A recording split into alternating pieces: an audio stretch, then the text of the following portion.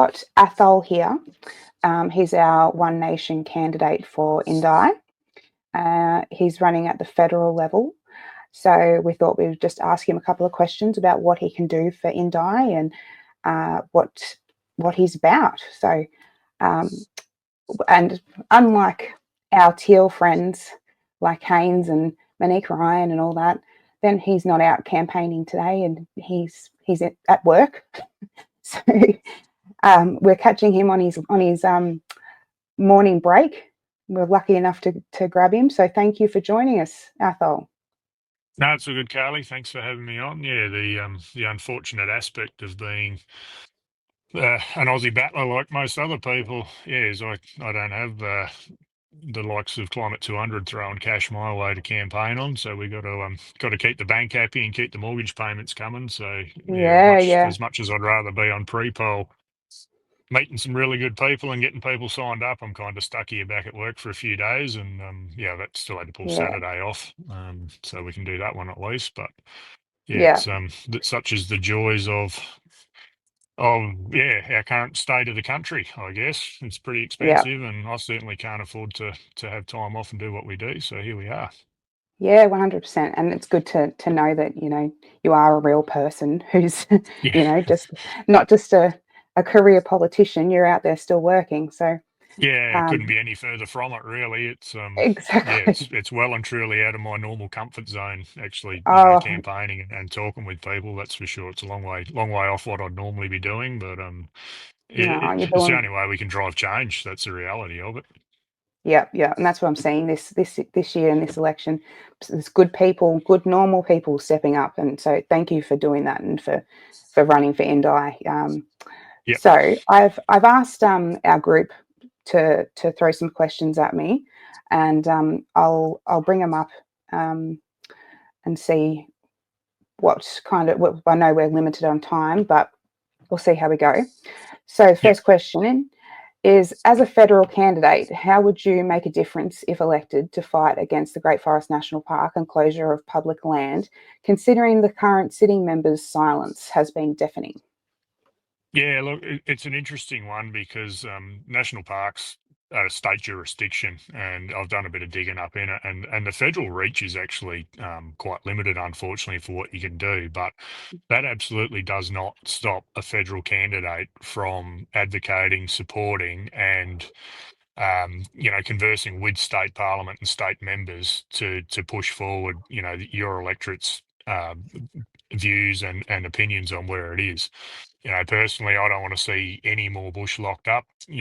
One Nation is about protecting and defending our weekends, and it's one of the things I mentioned to a lot of, particularly the younger demographic, as they come through pre-poll. When you're trying to explain to them what we can do for them that'll help them directly, and defending the weekend and keeping the weekend normal is one of our things, and that includes, access to four-wheel drives, affordable four-wheel drives if you can afford to replace them without Albo's diesel tax or ute tax on it, for Yes. want of a better word, is vehicle emission reduction tax, Mm, which is coming in June, $6,500 on top of a new vehicle, and that goes up. And I think by the time it's fully funded, it's pushing around $10,000 to $14,000 on a car. So there's that. One Nation of firm supporters of responsible firearm ownership. We don't want to see any further restrictions. That we want to see people be able to access our bushland for hunting, fishing, all the camping, all the good recreational purposes. So mhm. as a federal member, yep, reach is limited, but absolutely not something that you can turn around and go, oh, it's a state problem, let's forget about it. It's something that I think, our current members should have reached out and actually said, yep, I'm on your page, guys. What can I do to help? And I'll do the best. That's what they're there to do.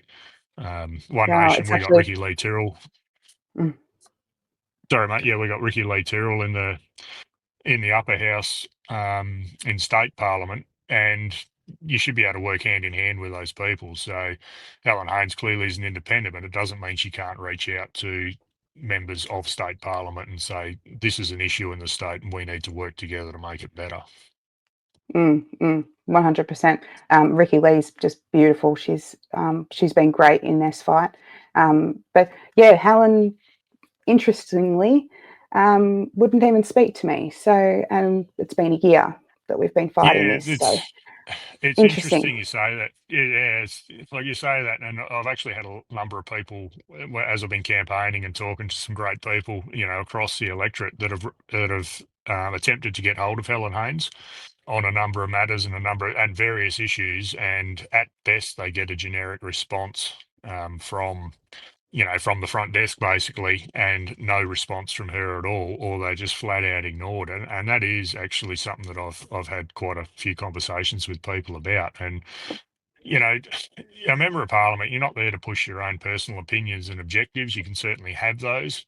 But the reality of it is you're there to represent 117, 120,000 people, and you're not going to agree with everyone. Not everyone in that group's going to agree with each other, but if the majority of the people come to you with a similar problem, well, regardless of your personal stance on it, you actually need to represent those people and table that stuff in Parliament. That's the job of an elected representative. Beautiful. Love it. I think we're all screaming out for a voice here. So great. That's Yeah, good to that's right. hear. And yeah, to ignore your constituents, you can't just live in your own little echo chamber bubble of supporters, and that seems to be Exactly. what it is. You have to be able to step outside and have uncomfortable conversations with people on difference of opinions. I've had a bit of it in pre-poll. You get, because One Nation is clearly quite polarizing for a lot of people, and Mm, I've had people stand there and say, oh, One Nation, the orange that'll make a difference in INDI. We're the ones that can actually make a difference because we got support in the Senate. And they're straight up, oh, you're just a bunch of racists. You go, right, well, can you tell me what our policies are that are racist? And they can't because mm. they don't know. So then, of course, they Yeah. get on the bandwagon, oh, Pauline's racist. You go, right, well, tell me how she's racist and let's have the conversation. I'm Mm, not telling you you're wrong, not telling you that you can't have that opinion, but let's have the conversation and find out what's led you to believe that. And same with the other people that turn around and say, oh, I'd never vote for you or One Nation, no chance. You go, well, do you want to talk to me about why? So we can actually look at our policy or look at what you need from a representative and develop mm. policy, or find out what it is that you want for representation. If it fits within our ethos, let's talk about it. We can actually get you on board. That's Yeah. Yeah. that's sort Yeah. of, and that's what a representative should be doing, not just, oh, you disagree with me, I don't want to talk to you. That's not what Parliament and representation's about. Exactly. Yeah. And for anyone who's watching and they have that opinion of One Nation, there is a video, but I think 3 videos down from this, it's actually labeled "Is One Nation Racist?" Yep. and it is our interview with Warren Pickering, who is Hmm. he's running for the federal Senate, and he explains everything in detail, and hopefully that will help people to understand the Yeah, stance of absolutely. One Yeah, Nation. that's right. But And anyway, Warren will be a fantastic senator if we can get him up. oh And anyone that wants to spend 5 minutes, 10 minutes just reading One Nation's policies on our website, you will not find anything in there that will direct any no, any preference to race, colour, creed, or religion. All it's Australians are about, equal as far as our policy basis is. from what I understand from reading your policies, and the ethos of One Nation is One Nation, you know? Yes, correct. Yep. So, Yep. anyway, we'll Mm. continue with our questions. Yep. Um, Yeah, okay, sorry, getting a bit so sidetracked there. it's fine. That's fine. I love a chat. Okay, so we had another one. Land taxes on mum and dad investors, yes or no? Uh, it's a bit of a tricky one. I'm going to say Mm, no, honestly. We need to be able to help people invest and set up for their future and the future of their kids 100%. On the flip side, it's got to be looked at, you might get someone who's got plenty of funds behind them, super wealthy, and they're actually just gobbling up land without putting any contribution back into society, and it is purely just land banking for development or something later on. So yeah. for mum and dad investors, if um, you've got your home and then you want to invest into something else and you're trying to build yourself a bit of a portfolio for your kids' future and everything else. Yep, there probably should be some sort of concession there. Absolutely. But again, it's a bit of a tricky one. I would be more inclined to say no taxes and no land taxes. I think they are unfair personally, particularly, if you got Nan's house has been transferred to you. That she's always lived in. Let's say she's lived in Mansfield her whole life. You're in Melbourne. You know, Nan's passed on. Your house has been transferred, and then you're all of a sudden getting slugged with land tax because it's an additional property. It's not your principal place of residence. That's unfair. Mm. You know, it is a difficult one. I think better fiscal management. Because land tax obviously is a state issue again, but better fiscal Yeah, management in the state would reduce the need to do that because you could make state revenue come in other areas. yeah. Oh, and let's not even mention about the Greens inheritance tax. So Yes, yeah. Tax on unrealised gains is an absolute no, and bad. it's not achievable. Like it worries me. I bought a farm a number of years ago now. It's increased in value significantly. Through no fault of my own. That's just what's gone on in the last 18 years Hmm. since I've had it. And if I want to pass that on to my kids, there is zero chance that they would be able to pay the unrealised gain in that property. And it is honestly a grab to get land back out of people. I've no doubt about that. Especially Yeah, farmland. yeah. And the government knows it. The government knows that you can't. A farm that's been in the family for generations. Going back 3 or 4 generations. That it might be worth 10, $15 million now. So the tax they propose on that is the money comes from nowhere. Ridiculous. It doesn't Mm. exist. It's on paper. So the only way that they could meet their taxation obligations is to sell the property. Mm. And the only people that can afford that sort of property are big investment firms and superannuation funds and all the ones that are gobbling up all their farms now and killing regional Foreign communities. And investment. Mm. that's right. Yep. And it's destroying small towns and communities. It's going away from where it used to be. And that Yeah. is something which it's been going on for a long time now. You see a lot of farms come up for sale, especially in irrigation country, and all the communities around them are dying. The schools are dying, the services are disappearing because there's no people there, and the communities are disappearing, the pubs shutting down, and those that are left have got no, community support networks anymore that they used to have. And, Mm. that's something which I disagree with significantly, and if young people want to get into farming, what hope have you got? You can't afford a $10 million farm. The big mobs take it up. They employ 3 or 4 people. They typically don't live there, and that's the end of it. There's no kids in Mm. the school. The footy club's gone. It's a problem. So Yeah, yeah, unrealised, 100%. unrealised. The death tax, which the Greens love because they just love giving free money to everyone that doesn't want to work for it, is Yes. is it's frightening. And yeah, that's something that needs to be pushed back on hard. Yeah, yeah, 100%. All right. So these ones are a little bit long, but we'll go for it.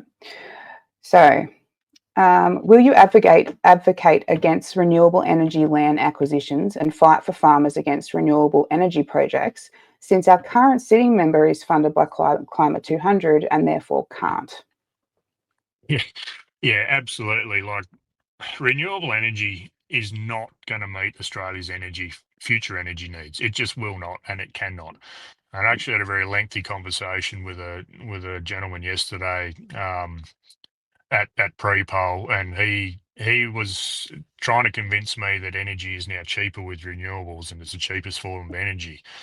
Yeah, and he was great to talk to. It was a good conversation. We're on a different page. He's pretty well off. He's set himself up. His businesses have got solar on the roof. He's got batteries everywhere. He was telling me how all his managers for his businesses have got electric cars and they charge it for free, so it's cheaper and all the rest of it. And I said to him, "Well, explain to me why my power bill is 30% higher than what it was 3 years ago, and there's another 9% increase already approved for June this year," which he couldn't really explain. So I Mm-hmm. went on to say, well, how come we're funding, um, subsidising solar farms to go into prime agricultural land instead of supporting rooftop solar for those that can't afford it or need it? he didn't have an answer for that either. So I don't want to see renewables on our farmland. Our farmland must be protected at all costs. 90% of Australia is non-arable. Mm. And, the likes of Helen Haynes, she'll sit there and say, oh, we need a definition of prime farming land. That's absolutely what we don't need. We don't need a definition at all. If it can be grown on or grazed, it is prime agricultural land in Australia. That's the short and tall of it. And it's got to be protected at all cost.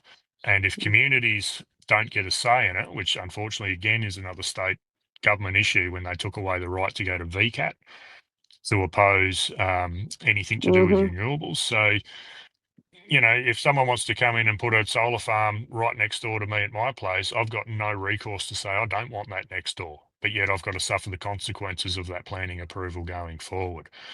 Helen she likes to utilise the fact that it's a state issue when it suits her, and when it suits her to promote something that is a state issue, like the border hospital, she likes to say, "Oh, I can do everything to help out there, and I'll fight for it." Well, if you can fight You for actually a border can't. hospital that is a state thing, you can absolutely fight Mm. to assist people that are against putting renewables on our land. You can't just wipe your hands of that and walk away. So, Exactly, yes, in answer to exactly. the question, 100% I would advocate, and I will advocate, and I will take the fight up in the local communities to stop this sort of stuff going into our prime land. It's not the place.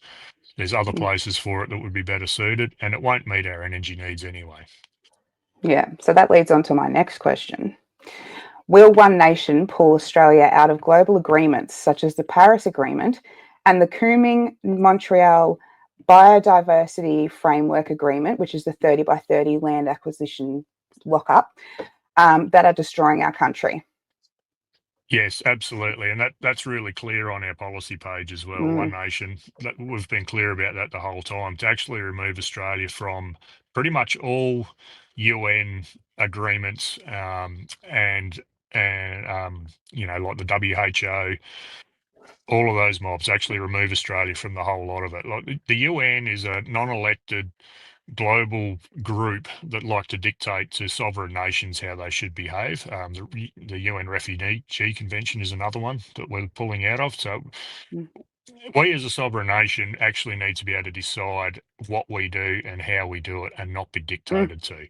And the fact that the government signed us up to a lot of this stuff without any form of consultation or even information to the general population is wrong. Anything that's going to impact Australia's national decision making and sovereignty, it should come back to the people in some form, be it a dare say a plebiscite or a referendum. Referendums are expensive, which is a Mm. problem, but it would also give government pause to go, how important is this to the country that we need to spend this money to get the answer? So Exactly. there should be a lot better consultation. So absolutely, we're not about locking up the bush. South coast of Australia, or WA, they're trying to create a huge, big marine park there, which is going to have enormous implications on the local community and the recreation that goes on. You won't be able to drive on the beach. You won't be able to camp on the beach. It's already had negative impacts on local fishing that goes on for commercial fishing, which is limited, but it's going to have a big impact on a lot of people around the Esperance region. And it's the same as the push for the Great Forest National Park. It's going to have Mm. enormous implications for communities and people that utilise that area, because once it becomes a park, you're not going to be allowed in there anymore. No. And we all see what happens with our current national parks and the restricted access and the fact that it doesn't get looked after. So, we need to be out of the WHO. We need to be out of the UN Refugee Convention. We need to be out of the Birmingham Montreal Agreement, and we need to remove ourselves from the the Paris Climate Accord. That's the short and tall of that. 100%. Yeah, yeah, yeah. Yeah, it's been a hard slug on Australians when we've had to find out all of these agreements we've been signed up for by actually digging into government paperwork and everything because we had no idea about them. Yeah, that's right. That's Until it starts impact on your local community and area. I had and no then it's idea too about the late. 30 by 31. That's right. Yeah, Mm, until hmm. the Esperance Marine Park or the South Coast Marine Park in WA come up, because that's where I grew up. So Yeah, still got a lot of family friends, and that area is near and dear to me. It's the family home where I grew up down along that coastline. To find out about that when it's already in process and already in plans, and it's the same as the yeah. Great Forest National Park. So we've got another one here.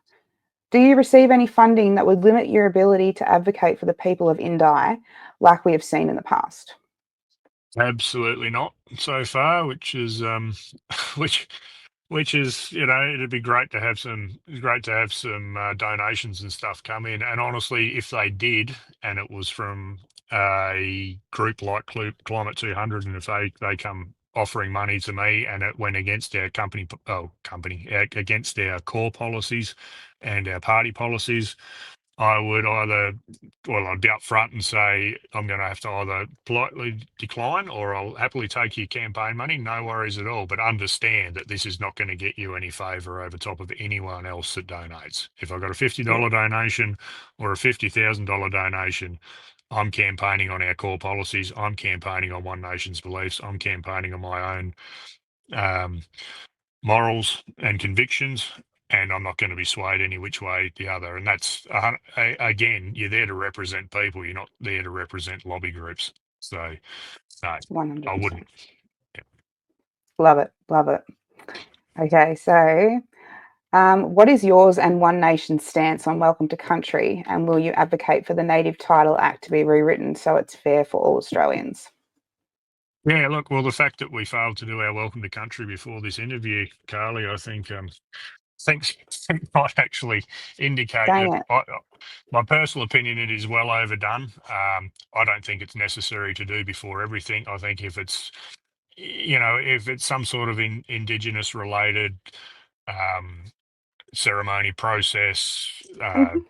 event, something like that, and that's important to them, absolutely run it. But as far Yeah. as before football matches, absolutely not for Anzac Day. That is a day for remembering our servicemen and women, and that is sacred to them. And it should not, Hmm.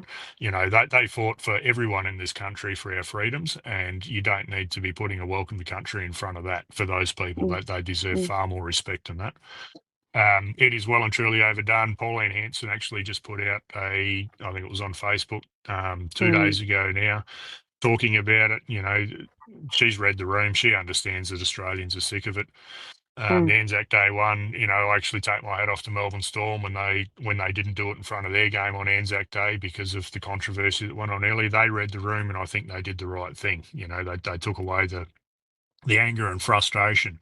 Um, and the other side of the Anzac Day thing is a little bit off topic, but I think it was a Canberra dawn service, someone yelled out "Free Palestine" in I amongst the silence. know. And where was the media report for that? Why was that not raised in the media? That is equally, if not more, Oh, disrespectful it's so much to that worse. to that service. That's right. But it barely got a mention. If you Yeah. didn't know that it happened, it wasn't on Channel 9, 7, all the mainstream media, but yet some people getting sick of what I considered actually a very aggressive welcome to country um, Yeah. introduction to our Anzac Day dawn service. Like it wasn't polite. It No. was it was about my land and my grandfather's land and all the rest of it. And you're going, hang on a sec, mate. Like, have it, just tone it People down a little bit. died. People That's right. died, Yep. and yet yeah, Yep. it's Families were destroyed to protect his ability to be actually able to stand up there and say that in a free and open country. So it wasn't the yeah, time and place. So, no. um, and yeah, the Native Title Act, yes, it's like any country. There is history with every country and every nation. And, um, native title, I don't think it should exist personally. I'm probably going out on a limb and probably upsetting a lot of people saying that.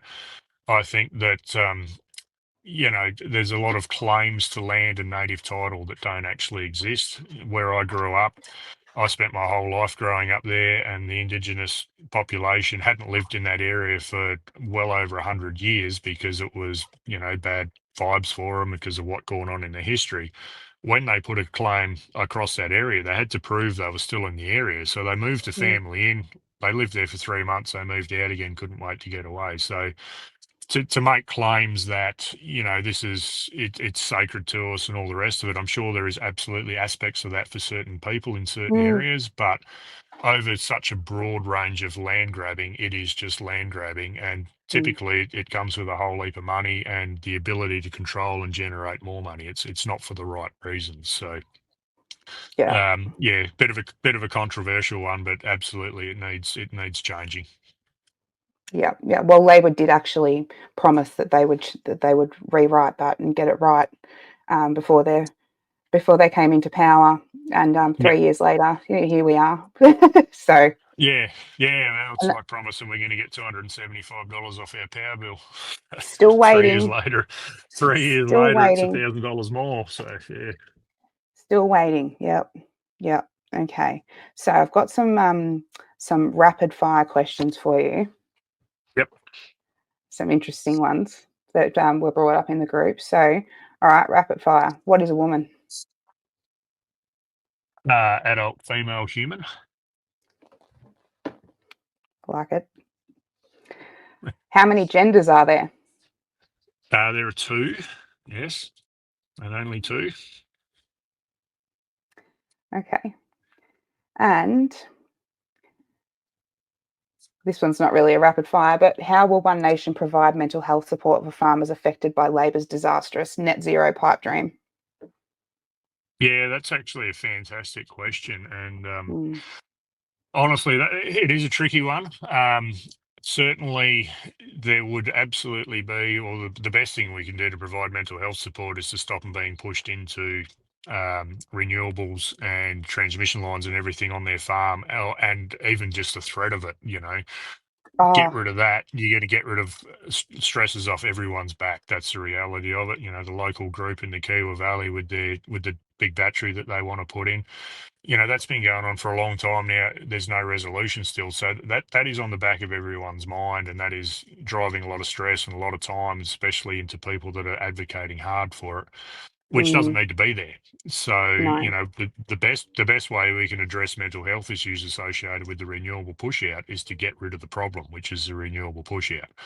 Mm, Um, Failing that, and to help, and honestly, mental health issues for farmers, regardless, with drought, mm, floods, loss of stock prices, everything else that they suffer from, absolutely needs to be addressed, and there should be far more support, regardless. Unfortunately, a lot of what should be spent on the mental health for everyone and our health system in general, a lot of that is wasted in, well, particularly through the NDIS, misappropriation of funds mm, and corruption. That's got to be tied in. A lot of that money, and I'm not against the NDIS at all. I think no. that the concept and the purpose of it and what it was originally intended for is fantastic. But Mm, it is another typical government department where it is easy to scam, it's easier to be corrupting, and it's easier to pull mm, money out of where it doesn't need to be. So tidy that yeah. up, put that money back into our mental health support, tidy up Medicare. One Nation's identified there's approximately $3 billion a year in Medicare fraud alone. So, people sharing cards, doing whatever they do, that could come back into it, or that could go back into the bulk billing system. And like it is one of the Greens' dreams is to put mental health onto Medicare. Well, pull that $3 billion out of fraud.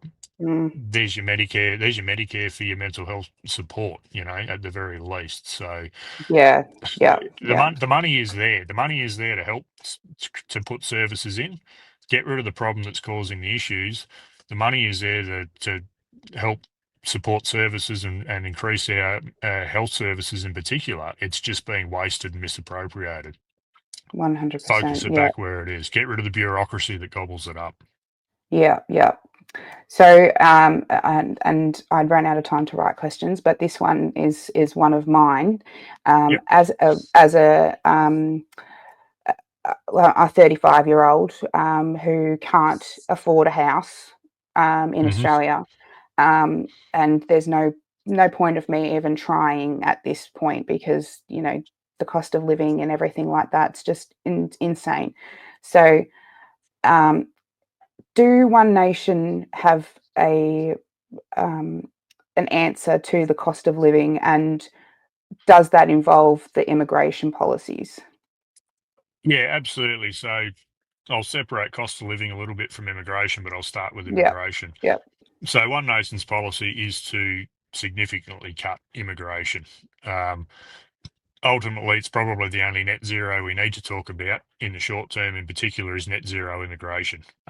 Mhm. To bring in 1.5+ million people in 3 years, there's 1.5 million beds that needed to be found. Insane. That's the reality of it, and it is at the cost of Australia's youth. It is at the cost of families, and it is at the cost of people that are struggling to find rentals. Mm. So cutting immigration is key. We have to do it. We don't have a choice, and we're not bringing in necessarily critical people that we need.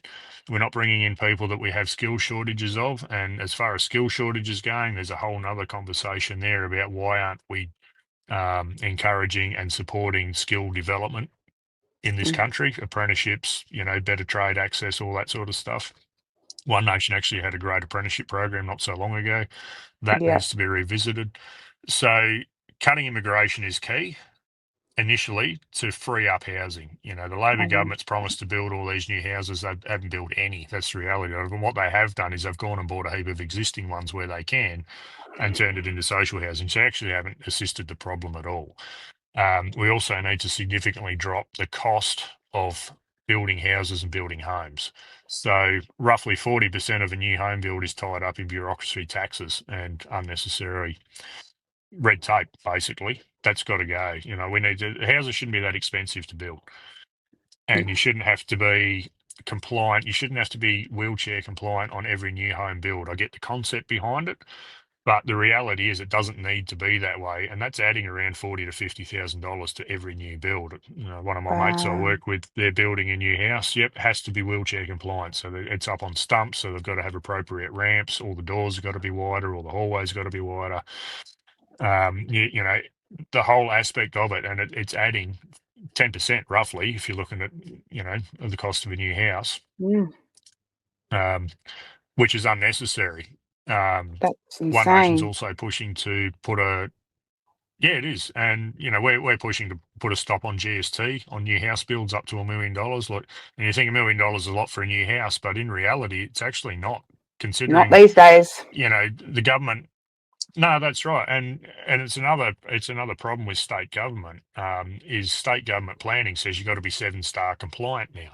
So, you have to build with certain materials. It has to be, and it's great that you need to be able to, be as passive as you can with a house. So try and retain heat, lose heat, utilize the natural sunlight and everything else for all that sort of thing, which is great. But it also makes a lot of housing totally unaffordable to build just due to the additional cost that comes in. Um, and that's a problem as well. Too much tax on building materials, too much cost involved. The fact we're importing timber now to build houses with, as opposed Mm. to utilizing our own most Australian timber industry is the most renewable resource that we have in this country. It is the Mm. most renewable industry we have in this country. And to shut down native hardwood logging in Victoria is just absolutely insane and criminal. Not to mention, the bottom end down your way around Talangi, Nabi, all those sorts of spots, Narbathong, where people work in the timber industry to just shut down their livelihood and shut down Yeah. again another small community, and people going to leave the community for something that we can do forever. We can log a coop that's 90 years old. We can replant that coop. We can log it again in 90 years' time. How good is that? Greens talk about carbon capture and storage. What better way to do it than to put it into a house, regrow it? Exactly. So Exactly. that's another area of additional cost in housing. And I've said it to a number of people. 20 odd years ago, when I was 20, I could, me and my partner at the time, my wife, my ex-wife now, but two of us earning, not huge amounts of money, but a comfortable wage with our kids. We bought a block of land in Perth and built a house. It was affordable. Mm. You could do that. My Yep. 20-year-old daughter now hasn't got a hope. She won't even be able to save up and get a reasonable deposit to have Mm. an unrealistic mortgage, let alone Mm. actually, build a brand new house. And that's Yeah. what we've got to drive back to. And in driving back the cost of housing and availability, then we can also support our families better. So instead of two people having to work, put their kids into daycare, so they're actually not Oh, raising their children anymore, we can get parents to be back at home, be it mum or dad, and get back to raising our kids and supporting the family, which is vitally important for community and for the future generations of Australians. You know, currently we're putting kids into daycare, or as they term it now, early learning, and you're indoctrinating 2, 3, 4-year-olds, you know, at the time of their life where everything, every event, every new experience triggers a synapsis and creates a memory. We're actually yeah. indoctrinating kids to think a certain way, behave a certain way, and it's the government's going to end up being the parents basically, and we got to get away from that. And the best way to get away from that is to actually have parents at home raising their own children Yeah. and getting away Yeah. from daycare. Sorry, I probably digressed there a bit. So yes, That's migration has good. to be cut to make housing affordable, and it's got far more reaching benefits than just actually getting a roof over the head of everyone and giving everyone the opportunity to own their own home. It flows on a lot further than that. Oh, Um, 100%. Yeah, and cost of living absolutely drives into that as well. You know, I like I said, I'm at work today instead of campaigning and doing what I should be doing because I can't afford not to be. You know, Mm, I'm pretty happy to go without food for a week if I need to, but I can't afford not to pay my mortgage. But fuel yeah. cost is one of our big drivers. You know, the One Nation released our fuel policy to cut the excise by half, so 26 cents a litre back in February. The Liberals got on board and went, that's a great idea. You know, let's do it for 6 months. Our They policy is do for it. three Yeah. years. That's Yeah. right. Yeah. You know, And it, with the future of looking, I understand it's yeah for looking forward to continuing it as well, yeah, not that's right. just for 6 months and Yep, to give everyone a that's right. break and And then bring it back. yeah, like fuel excise was introduced a long time ago, and the purpose of it was to have money for road funding, which is what it was for. It's just general revenue now. The government spends it wherever they want. And that's obvious because our roads are rubbish. Our So roads are terrible. that's right. So it's lost its purpose anyway. So Yeah. you know, let's cut it, let's save some money. And that flows on significantly through the transport sector as well. So, Mm, you know, if it's going to cost less to pick up our bag of spuds and our frozen peas and our ice cream from the distribution centre and get it to your local supermarket, that's going to reduce food costs. That's going to ease the costs associated with our food and transport industry and our supermarkets. So there's no excuse for supermarkets to jack prices anymore. They have to hmm come down. There's a huge flow-on effect there alone. Yep. Um, and if you look at that over a 3-year period and going longer, that's actually a chance for people to get in front. 6 months, yeah, it helps real short term, but it actually doesn't help in the longer term. Sorry. Um, so yeah, sorry, this is the most amount of talking I've done in a long time. Um, that's critical, you know, and it's something that we can push through if we get good support and good balance of power, and it's absolutely something that we would drive. And energy cost is the other major driver of cost of living. Yes. So the cost of electricity, and that's got ramifications everywhere. And the fact that, like I said, it's gone up over 30% with another increase. So you know, as a small time cattle farmer, I'm getting money for my cows when they go to market that I was getting over 10 years ago. There's been no Mm, increase. Like the market is rubbish for a producer. But yet at the butcher end or the supermarket end, you're paying a premium for a steak. And, you know, it's easy to say, oh, someone's making a heap of money in the middle. Everyone has to make a dollar along the way, but the processing cost alone is through the roof. And a big mm, part of the processing cost, you know, you think an abattoir running their processing and the cool rooms and the freezers, all super high energy using, you know, areas. And then they've got to pay for all of that. Then that goes to the butcher and he's running a mm, cool room and a freezer. And that's enormously expensive. So they have to put the mm. prices up at every step along the way. You know, I don't think there's actually a lot of price gouging going on when it comes to that. I think the biggest problem is the energy cost, and that's only in one area. You know, you put that across the line for every industry, every retail, hospitality, everyone is paying through the nose on electricity, and it is the biggest driver of cost of living increases, and it also destroys our industry. Mm, You can't afford to come in and set up some sort of heavy industry or manufacturing or anything like that. And you can sit there and say, oh, but wages are so expensive. That's a killer. Well, it is, because you need to get paid a lot so you can pay for your power bill. mm, So, Australia is such an energy resource rich nation. It should be virtually free. We should be paying enough money on our power bill just to cover the maintenance costs through the infrastructure, and that's it.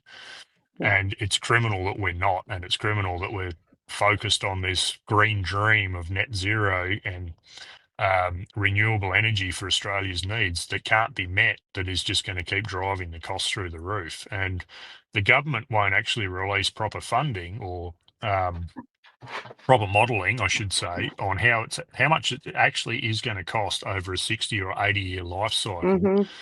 By the time you put in transmission lines, you replace your solar panels every 20 years, you replace your wind turbines every 20 years, you're replacing your battery storage every 10 years. Yeah.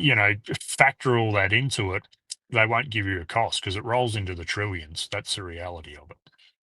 It's crazy, isn't it? It's mad. It's mind-bogglingly stupid. And That's then the reality. I saw that Spain, that they just announced, I think 2 weeks ago, that they're now 81% renewable energy sourced. That they were bragging about it and everything. Now there's massive global blackouts. Yeah, that's right. Yeah. What else can you say? Like, No, that's right. And, Germany was the same. They shut down their coal, they shut down their nuclear, they shut down everything and thought, nah, we're all on the green dream. But they had to buy all their electricity in from other countries because their base load doesn't exist. And they've worked it out and they're going back the other way because it just doesn't work. It yeah, just does not work. And it's such a not to waste of mention money. and the environmental damage Mm, done with what they're claiming to be environmentally friendly is far, far worse. I've spent my whole career dealing with mining. I yeah. know how big the holes are. I know the machines that have to dig them out and what goes into it just so they can do this, and when we saw on Spotlight what goes on when Mm, you want cheap nickel, and Australia's to meet, to be responsible miners and responsible processors of nickel. It's too expensive, for the amount they need. So they shove it overseas. It's someone else's backyard. It's someone else's problem, and they're just poisoning the environment over there. So while people that push it here all sit back and think we're all virtuous and amazing and we're saving the world with our, less than 1.7% of the world's emissions going on mm, over our next door neighbours in Indonesia, and I spent a couple of years working in Indonesia in mining, so I know the people. I've actually got a lot of respect for the people over there, and they're being treated like dirt. It's just like, too bad. We'll just come and rape and pillage your country and poison your rivers and poison your industry and poison your fishing. Your fishing industry, and kill off your villages, and when we're done we'll go away and it's not our problem, and that's what's happening. And you yeah, can't turn a blind eye to that and claim to be yeah, saving the planet. So. yeah, yeah, yeah. All virtue signaling. That's Yeah, all it is. absolutely. Yep. Yeah, yeah, yeah. Well, it's been 45 minutes. I think that's pretty much all the questions that we had. If there's any more, am I able to send them to you to privately send to the group or whatever? Yeah, Um, absolutely, Carly. And like, if anyone wants to ring and talk to me about my campaign or policies or anything like that, my phone number's on the website. By all means, give me a call. Like, I had a phone call this morning. I rang them back. I think that's important, and particularly, yep. and whilst I'm campaigning, if people want to know and they got questions, I find it extremely important to actually get back to people and talk to them. Same as if I get an email. I've had a few emails. One from King Lake there a while ago. And when I responded, the response back was, "Oh, I didn't even think you'd answer," which I find Yeah. really interesting. Had Mm, another one just yesterday, and it was referring to, One Nation's political stance with preferences. Why have we got the Liberals at fifth? For a right-leaning Conservative Party. Well, that's because the other four after them are actually socialists and Teals and mm, Greens and Labor. yeah, So, yeah, of course, the Liberals are going to be fifth. That's reality. yeah, yeah. Questions about, my preferencing of Mark McFarlane second. based on the dirty politics that was raised at Easter. So I did the same thing. I've responded back to him and actually got an email back this morning saying, "Wow, I actually didn't think you would respond back to this." So Yeah. the And fact that people think they can't reach out to a candidate and get a response, I actually find quite alarming. Here's someone it's, trying to say, well, I'll represent you, and they don't have the time to respond to an email. It concerns me enormously. What are we actually campaigning for? And I get, it can be busy and can get it takes time to do it, but it's the very least you can do is give someone 5 minutes of your time. So if people have got yeah. questions, by all means, give me a ring or send me an email. I'll 100% do my best to get back to you. Yeah, I'll link the website in here. There's one more thing that I wanted to touch on that I really, really thought was, you know, right up there of what you Mm. did and your response to this issue with Mark McFarlane. We don't need to get into the issue or anything like that, but I I think your response in the article that was written about it really touched what I'm looking for our community at least, Yep. and that was that you said politicians and candidates needed to focus on making sensible policies instead of running smear campaigns, and I think that's just top notch. They Yeah, should well, be, that's what it's and about. and do the people of Indi really want the representation of someone who prefers dirty politics over policy? What, chef's kiss, mwah, Yep. mwah. It was an easy enough response, Carly, honestly, because that's what I stand for and that's what I personally believe. That's a personal conviction of mine.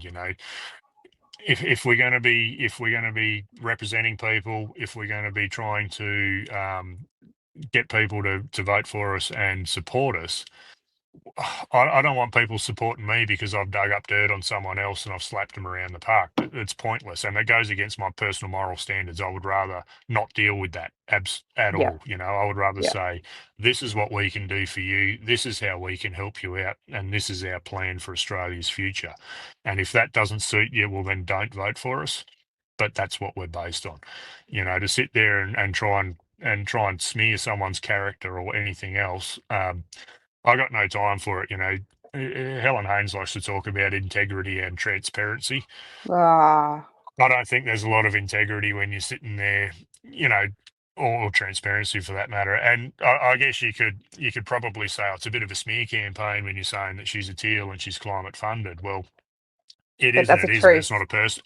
It is. It's not a personal attack. I haven't dug up something No, and gone, oh, this has gone on in your personal life with your auntie or your uncle or your mum or something like that. yeah, yeah, And if you it's want to hold a level of integrity, come clean about your donors. Come clean about your political affiliations. Come clean about who you support and why you support them. We can see the voting record. We can see what goes on instead of wishy-washing around saying, "Oh, I'm just independent and I do what's best for the people of Indi." Actually come forward and say, well, I actually really support the climate change policy, or I actually yeah, really drive it this way for these reasons, and let people make their mind up honestly and exactly. truthfully. Transparency. But if she was to come out and say, yes, I'm all about climate change, but then people can, vote that way. They can vote for her in the right way. I think we've basically covered all topics. If people want to get onto Athol, they're more than welcome to email, phone. I'll provide that in the link down here. Yeah, thank you for joining me and telling us what you'll do for INDI. And yeah, I think we're hoping to get Tim Coulty on as well to Yeah. ask him a couple of questions from the Libertarians and Yep. just, I, yeah, I hope you do. Like Tim, he's a fantastic guy. yeah, 100% will be a fantastic candidate. yeah, And representative if he gets elected. Mark is also a great guy. His heart's in the right spot. His policies in the yeah, right spot. yeah, Michael White from Family First, also a great candidate. Spent a lot of time on pre-poll with him. Great person, no, great. Again, they're in the right spot. The minor freedom-friendly parties. you've got a really good group of candidates here, and even, you know, We do. if it rolls down to James and the Liberals, he's a fantastic guy as well, and he will be a great representative for the people of Indi. The biggest problem there is he's just hamstrung by liberal, you know, policy and locked back, you know, which is really unfortunate that's the way the big parties work. Um, Yeah. can't thank you enough for your support, Carly, and I think I speak for all of us, you know, and the work that you put in. It is fantastic. I think you're an absolute inspiration. The work No. that you put into what you're doing right at the minute is sensational. And the biggest problem with conservative people or right-leaning people or those that have you know, a right of centre is we're not organised, you know, and there is a lot of political apathy and a lot of political ignorance, but apathy is probably worse, you know. There's Yeah. a lot of people that, oh, I don't like that note, I don't want it to happen, but aren't willing to take the extra step and spend 5, 10, 20 minutes, an hour, half an hour a day where you need to and actually help and make a difference. Yeah. The Yeah. left are very organised, and that's why they get so much power because, you know, 9 times out of 10, they've got nothing better to do anyway, but they are organised. They Exactly. will be noisy, you know. Exactly. The only way we can affect change is to take that step and be noisy and actually get involved. So, That's where I you stand know, by where we after always, this, sorry, sorry. That's where I stand by what we always say about we can't be the silent majority anymore. We have to be no. the loud majority. Yep, absolutely. We got to get organised and push back. It's the only way. Otherwise, we're just going to keep getting walked over, and it'll get to the point where it's too late to actually do something about it. There'll be too much Yeah. control in place, and you can't do anything about it without, Yeah. you know, something really horrible happening and super civil unrest. And I certainly don't want to see that in our country in any No. way, shape, or form.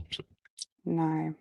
So yeah, thanks again, Carly, for your assistance. It's great. You know, I think I speak for all us candidates that you've supported and helped get our signs and stuff out, and the support you're putting forward, and all the supporters on Victorians Against Great Forest National Park that have assisted and helped out. It is greatly appreciated, and I cannot thank you enough for that. It's a No, huge help. thank you. So thank you very much.